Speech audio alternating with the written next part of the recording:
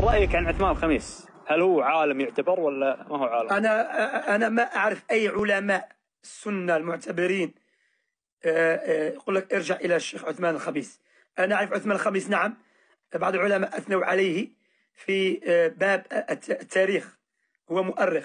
بعض الإخوان أرسلوا فيديوهاته، كثير من الإخوان يظنون به كأنه يتقرب الإخوان كثير، السروريين والإخوان. ألا إن الطعانين خالد الراشد ونعرفه جيدا، يبكي كثير هو، نعم، يتباكى أو يبكي. خالد الراشد يهيج الشباب إلى الجهاد في أماكن مشبوهة. جاج بن يوسف الثقفي أخي في أشياء كذبوا عليه مسكين.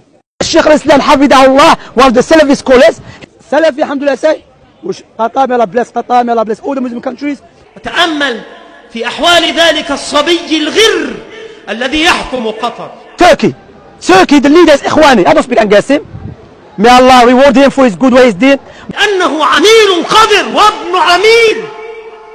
وكذلك ذلك الأحمق الذي على رأس الحكم وسدته في تركيا اليوم. الشيخ ربيع، نعم، إمام ابن هادي المدخلي، الشيخ عبيد، أن أعرف من علماء السنة defending السنة لأنه كذا people with.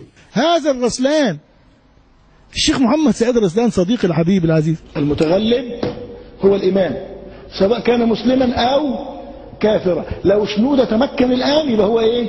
الإمام. إن بعض الإخوة اللي هم السلفيين الحقيقيين يقول إن الإعمال الأمن الدولة واجبة، وهذا كلام أخوكم خالد عثمان أبو عبد الأعلى.